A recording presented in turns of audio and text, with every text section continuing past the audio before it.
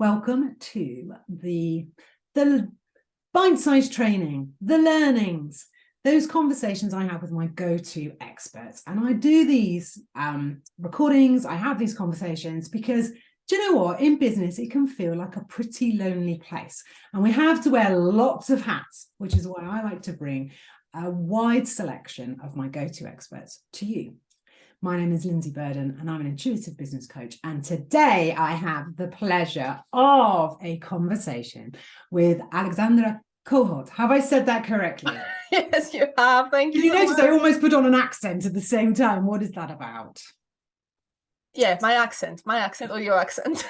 No, I felt like I was putting on an accent to say it correctly. But let me introduce you properly.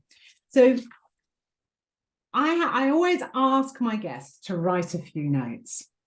Now, you are a money mentor and profit coach focusing on helping creative business owners thrive and create a business that they love and that gives them time and money freedom at the same time, which is absolutely why we needed to speak, because we're on the same path, on the same level, talk in the same way. Now, you left a corporate career as an accountant after a second burnout, and you knew there had to be a different way, a better way to make a living and be happy. And that's why you started your business. And you now help other business owners create a profitable business that they love and teach them the power of money, which really excited me.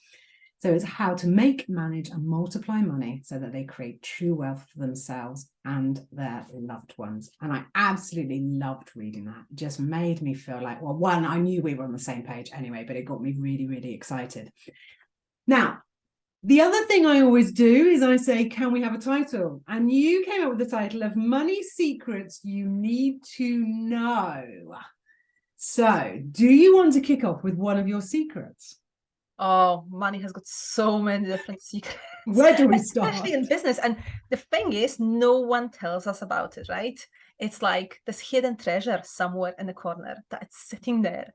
And if you uncover it, if you find it, that's like the pot you found at the end of the rainbow. It's full of money, but you need to be able to find it, and this is where most people struggle. And my first secret, call it a secret, is that having an accountant in your business is not enough for you to make money and profit. It's not. It's interesting, actually, because I have had clients or potential clients come to me who don't have an accountant. So I think there's two camps here, isn't it? You start a business and get an accountant, or you start a business and you don't get an accountant. But the key thing we need to look at really is, why isn't it enough to have an accountant? Well, first of all, there are accountants and there are accountants, right? And I say it with a lot of love because I'm an accountant as well. I'm a chartered qualified accountant, so I know what it's all about, but I never behaved like an accountant.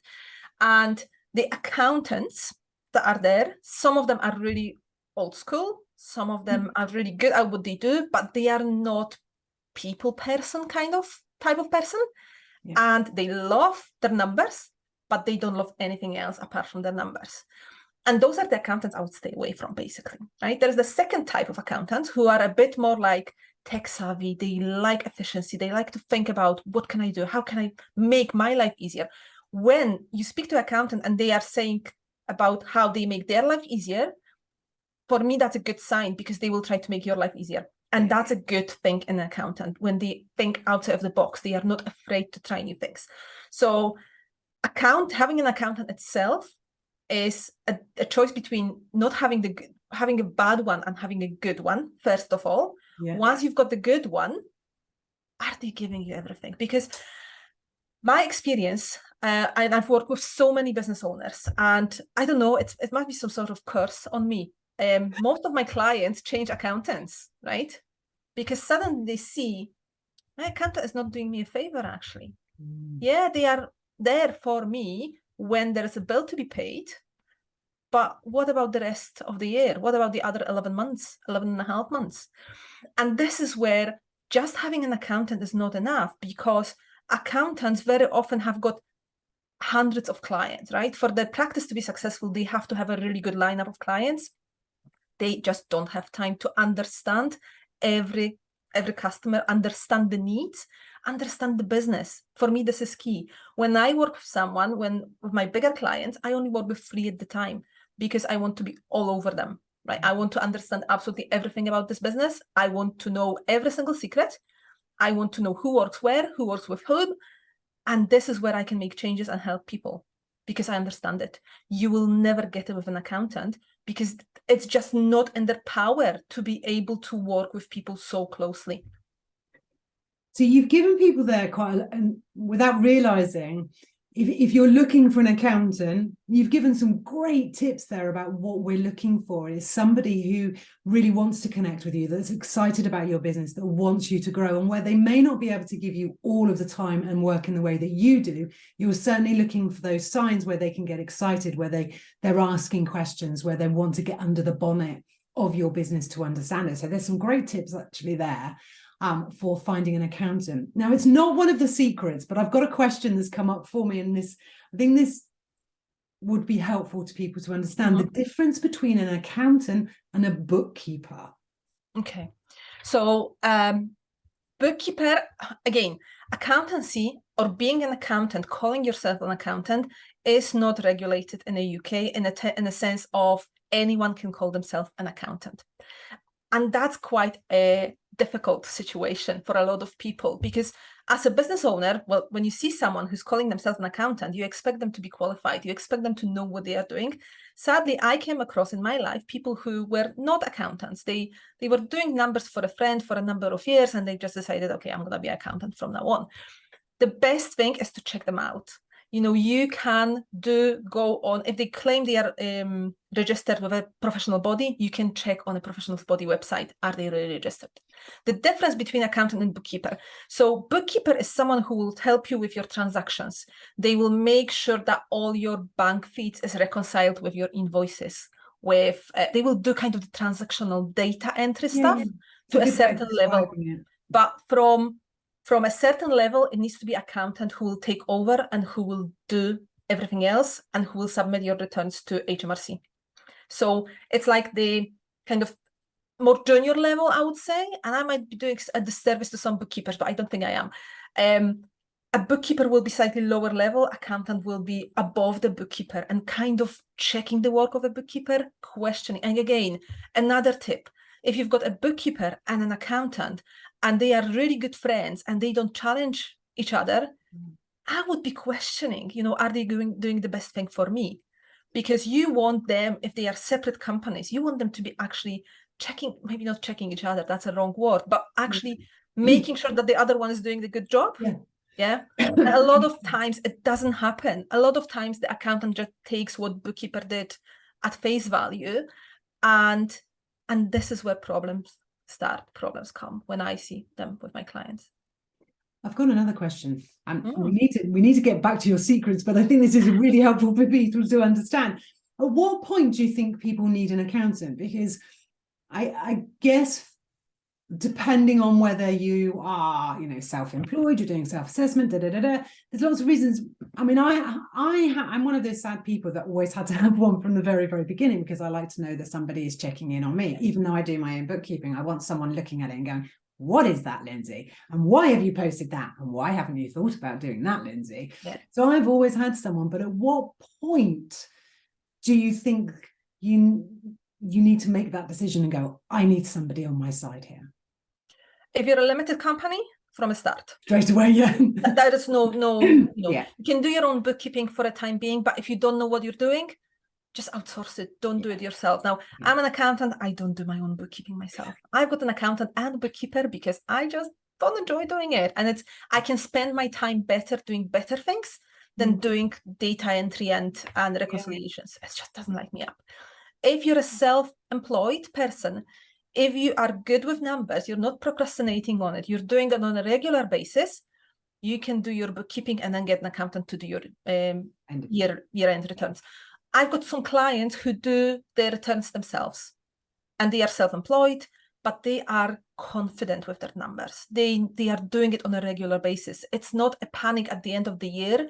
I've got 12 months to reconcile. What do I do now? But they are doing it. They are on top of it every single month. Now, I believe that numbers, that's secret number 2. Numbers tell you a story in your business, right? If you don't pay attention to those numbers, you're kind of like walking in a fog. You don't know what's happening in your business. And this would be a sign for me to look for an accountant. If I'm in the fog in my business and I have no idea where I'm heading, I've got no idea what's happened in the last few months with my finances, you need someone who's going to help you out.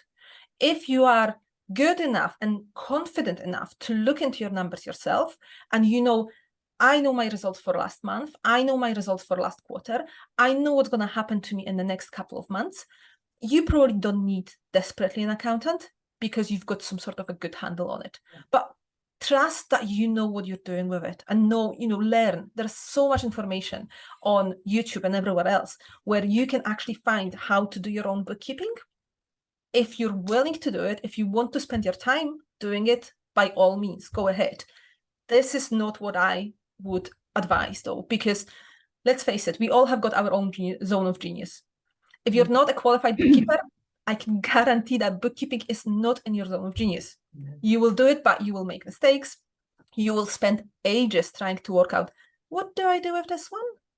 And you will Google, and you will spend hours on Google trying to work out what to do with it, or you will just give up and don't come back to it for another few months. This is dangerous territory for me. This is where I would be, I need an accountant.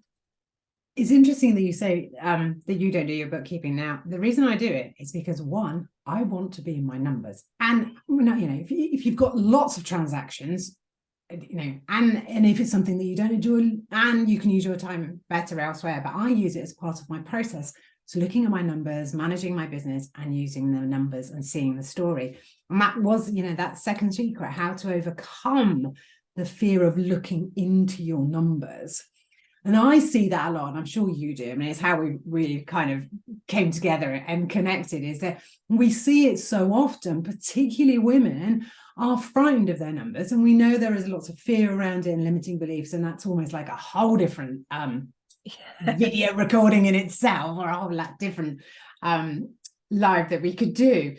But I don't know about you, but I see it all the time where business owners aren't using the numbers to guide their decision making, to see what's working, what's not working, to make great decisions in their business. So there is this real fear. So what are the ways that you think that people can get over that fear as quickly as possible, so they can use their numbers and get excited about their numbers, as I do? We don't have to be that excited, but yeah. Get excited. The first thing I would be looking into is, why do you not do your numbers? Understand, where is this fear coming from? Because there is some sort of fear, there is some sort of legacy from the past. Yeah. Most people tell me, because I wasn't good at maths at school. Yeah. Really? It's because someone told you you're not good with maths. Yeah. Why do you think it's stopping you from doing your numbers in your business? That's two different things, right? So understanding why is the first huge step in actually overcoming this fear and overcoming this not being able to look into the numbers. A lot of people are scared to see what the numbers tell them. Yeah. And that's a really interesting one, isn't it? Because they are like, oh, okay, I don't want to do it because it will tell me it's really, really bad. I know it's kind of bad because my bank account balance is not great. So I already kind of feel inside that it's not great. But now if I actually look at it, black on white on paper, that'll just confirm. And it's like, done. And I will have to do something about it. That's it. And people panic. It's like, oh my God, now I know. One of my clients said to me once you see it, you can't unsee it. Yeah, this is very true, because the numbers will tell you the story. Another client, and that's a funny one, she was panicking about it, and she was telling me how badly she did in business during a year and how difficult everything was. And I almost forced her to do her numbers. She did, and she said, I made more money than I realized. Yeah. And I'm like, can you now imagine the last 12 months you could have stopped being so stressed? You could have been so relaxed if you actually overcome this fear and actually started looking into it. You raised something really interesting there, because I always say that I'm rubbish at maths, because I did O levels in the day that you did O levels, I was telling someone the other day in my maths O-level, I got ungraded. That basically means I don't think I even got my name right on the paper. I did manage to move it up to an E, so I guess I got my name right on that particular paper. But it's that I could see the difference between not being good at maths at school, because it obviously was not my zone as a genius, but actually wanting to use my numbers and see my numbers. And I think you talked about that sort of the legacy and everything. I think there's a lot of women that have a legacy for one reason or another about numbers. And what I'd like them to do is almost go, that's that. This is my business, and see how powerful the numbers are. I think, and I don't mean to keep saying particularly women, but I know I see it. Men are much better going, I want to do this, and this. That's how much it's going to cost. It's their right to be good at numbers. And I see it so often with women where really uncomfortable and not using their numbers. And they're so powerful in managing our businesses and in growing our businesses and thinking about your client. Just in my head, I was thinking, if she'd only looked at her numbers sooner, what could she have achieved with that feeling of, you said, she would have relaxed and everything else. When you're in this state of panic, you cannot make good decisions for your business. Absolutely. You will never be able to. Doing your numbers is masculine energy because it's a doing, right? And as women, we don't really connect with it. As you said, men tend to be better at do. We as women, we've got a bit more feminine energy in us. It's a different type of energy. It's the energy of receiving rather than doing. And but going back to the numbers, doing the numbers cannot or doesn't have to be scary. It doesn't have to be bad. It doesn't have to mean anything in terms of I'm good, I'm bad. It's just the numbers. You should use it as a sat nav in your business, right? So imagine you're going from, I gave this as an example the other day, you're going from Glasgow to London. Glasgow, because it's my Scottish accent, so showing my roots, 15 years in Glasgow. You're going from Glasgow to London, right? Which way do you prefer to go? Do you take a sat nav with you? Do you plan the route and then you know exactly where you're going? Yes, there will be some hiccups. You will have to turn right, left, and you will have to, overcome some obstacles, and that will be fine. But you know where you're going. Or do you just set off from Glasgow with nothing, no map, no planning, nothing whatsoever, and you just hope for the best? The same with numbers, right? You can go from making nothing to making 100K a year with a sat nav and knowing exactly what is my next step, or you can go blindly hoping for the best. Yeah, I use the sat nav analogy in a lot.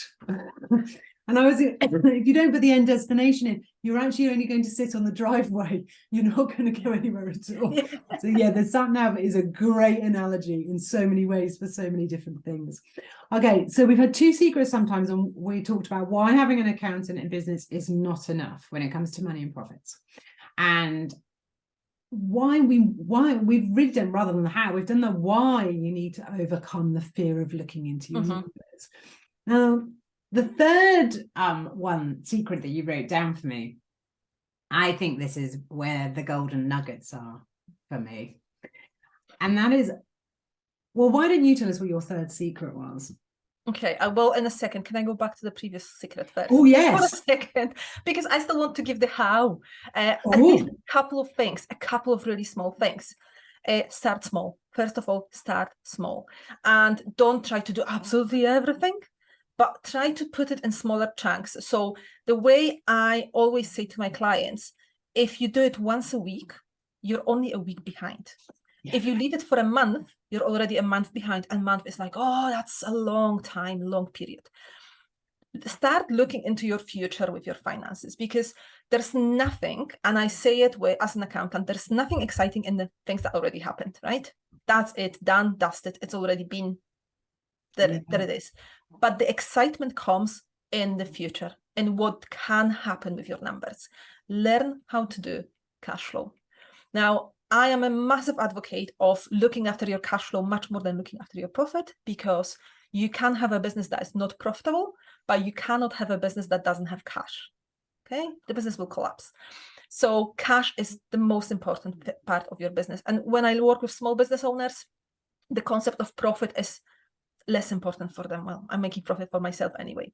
So cash is where they need to look into. Start small. Start planning your cash for the next 10 days. once you feel comfortable with 10 days, move into a full month, 2 months, 3 months.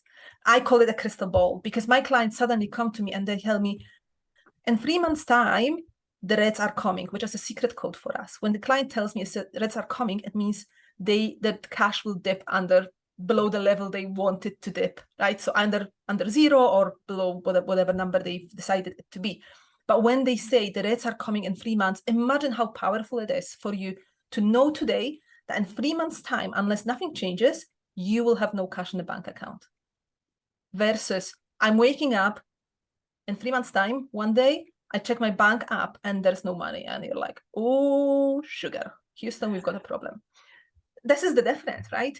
And starting small with cash flow is huge. It's so important. And it's so, I can't even say, the feeling is so, it's like you've got some power in you. And I can see it with my clients. Some people that come to me, they say, I've never looked into my money stuff. I am an emotional spender. I just spend everything I make. And suddenly they say to me, I'm addicted to cash flow forecast. I'll not spend money without cash flow. I will stop myself doing this and that because my cash flow doesn't allow me. Or I will think about ways, how can I make it work for me for the cash flow to work as well? Yeah. For me, that's a huge transformation for someone who's never thought about cash in the past.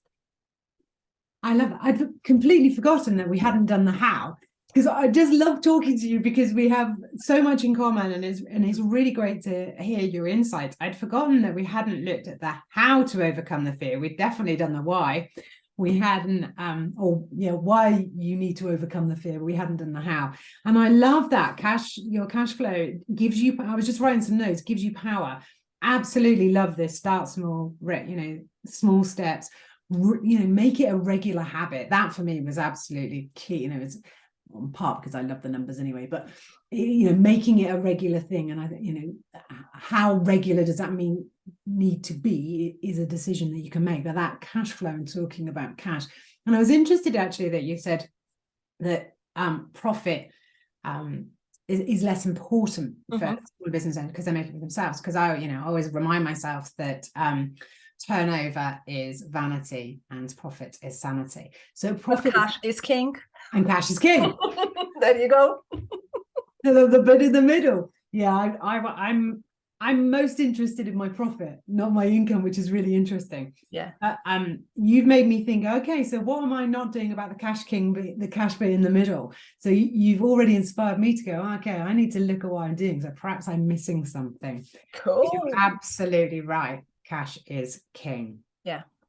And do you know what I think? What it is with cash, it doesn't exist anymore. And that the kid says to me, "Can I have some money, please?" I'm like, "Look in my wallet," but there isn't any. It sort of doesn't exist anymore. But I actually think cash for people is more tangible. People kind of, they either have got cash in the bank or they don't. There's no other way to do it. Whereas with profit, you can get a different accountant and you will get different profit. One accountant can make you profitable, the other one can make you loss making, because it depends on how they treat certain things on your books. But cash, it either is or isn't. The end. There's no other way. Yeah. No, I've got some ideas. I almost need to go. I need to go because there's some things I need to check. Okay, so we have done 2 secrets. Secret number 3.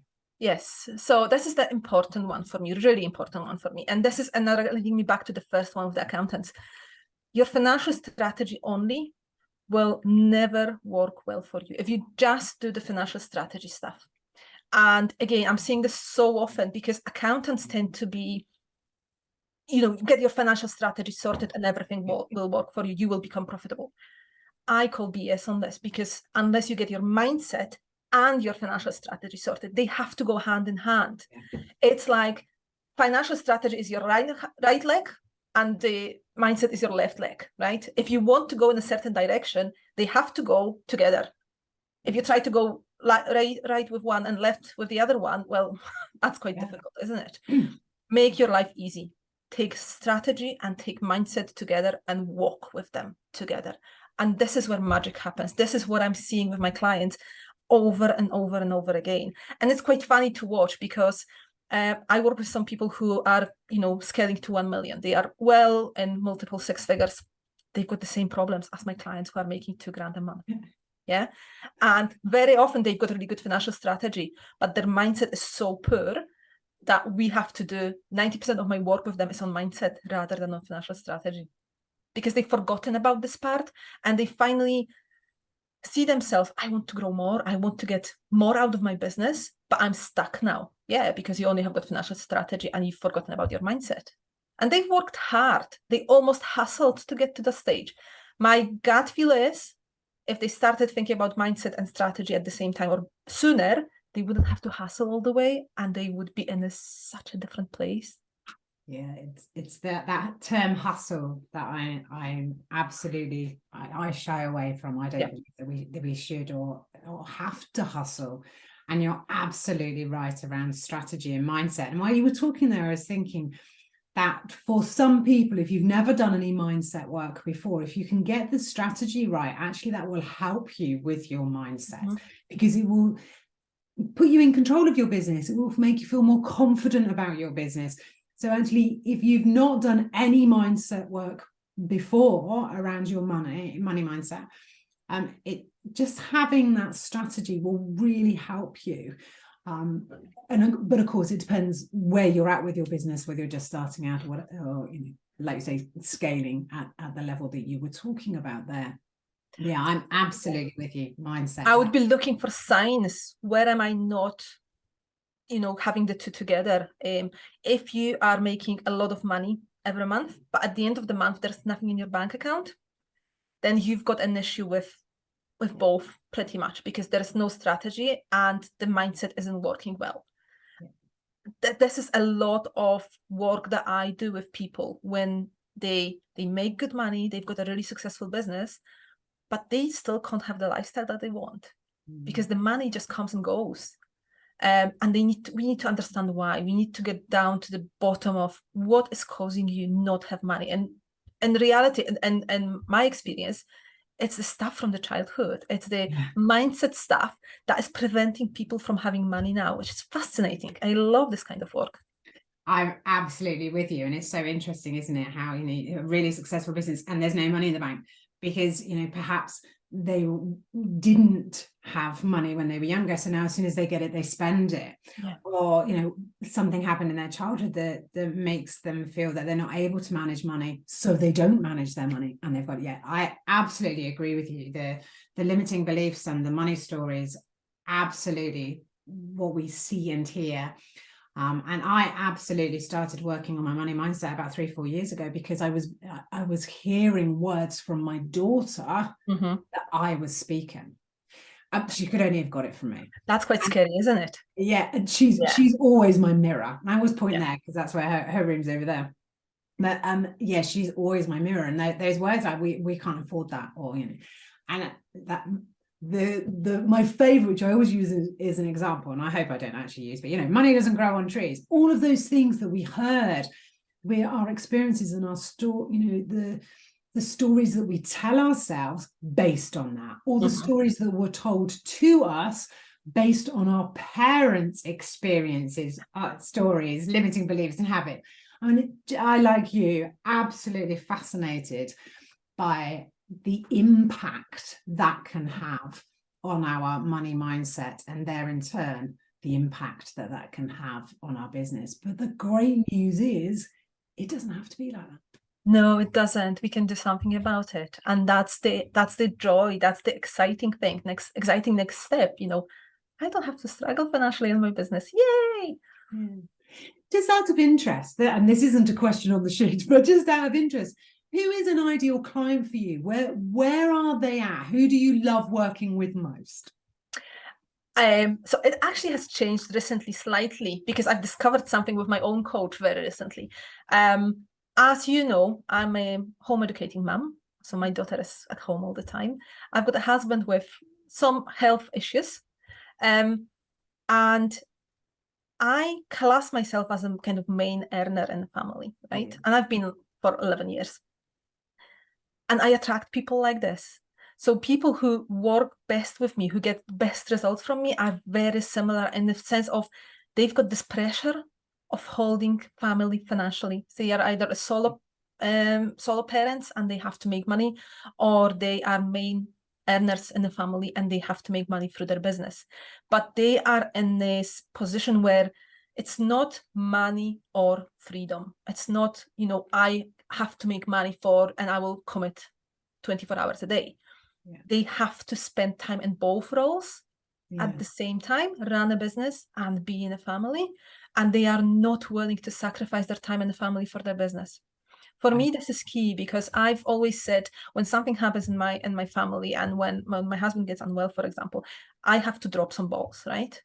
And the ball that is dropping for me is the business ball majority of the time. I will reduce the impact or reduce the input I have to make in my business to a minimum, because for me, family comes first.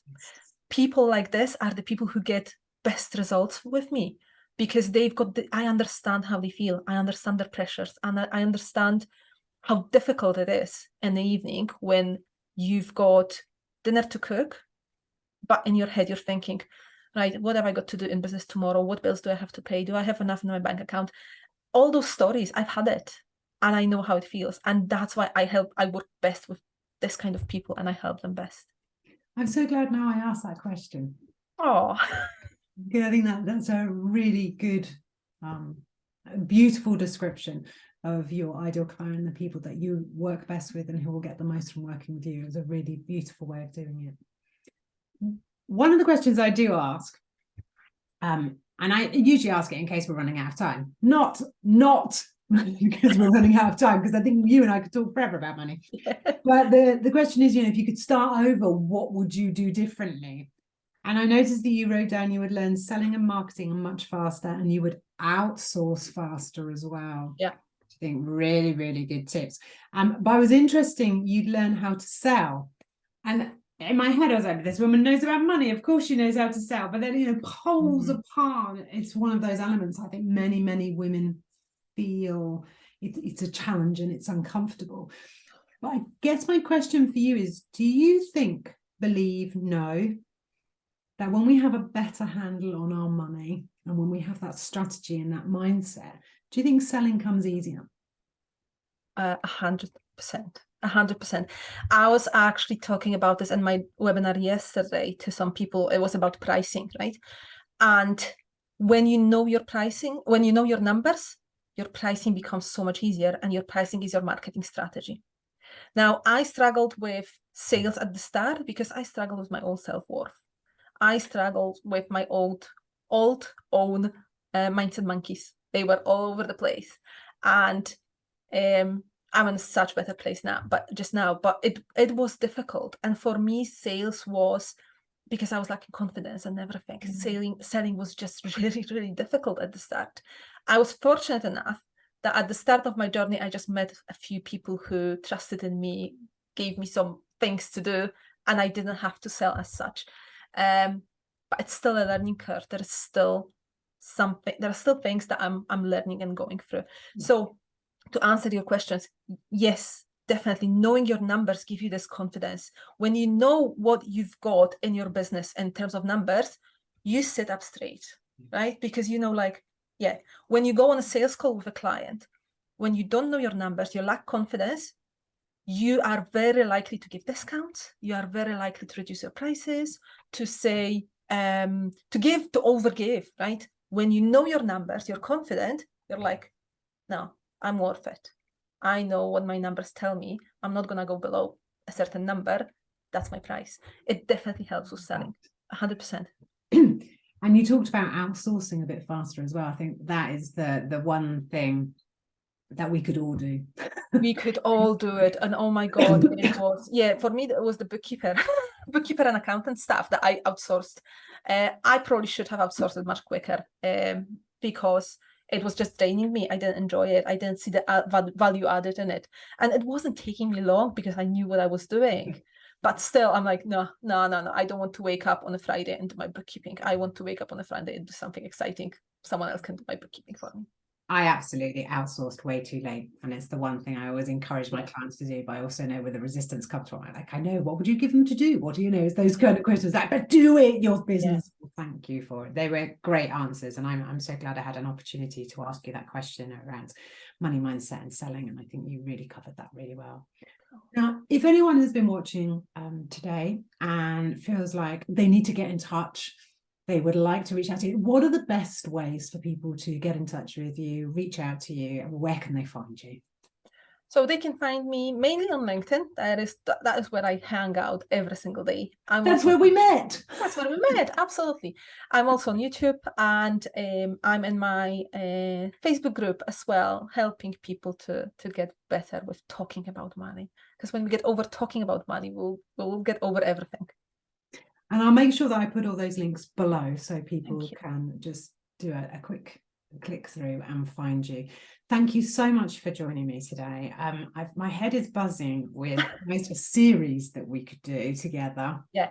And it was fun, as I knew it would be. Also, you've really got some excellent messages across around money. And for me, it's about taking control of your business and going, do you know what? I can do this. And if you can't do that, please know that there are people out there that can help you.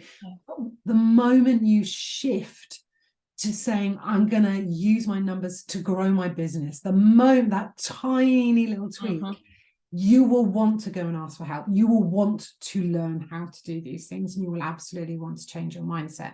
And I totally agree with you when you talk about that. You know, it can achieve exponential growth by looking at our numbers, by loving our numbers. So I'm doing it faster. I'm doing it faster and with less work. You really can. Perhaps we've converted to some people, but till I can't get my words out that because I love my numbers.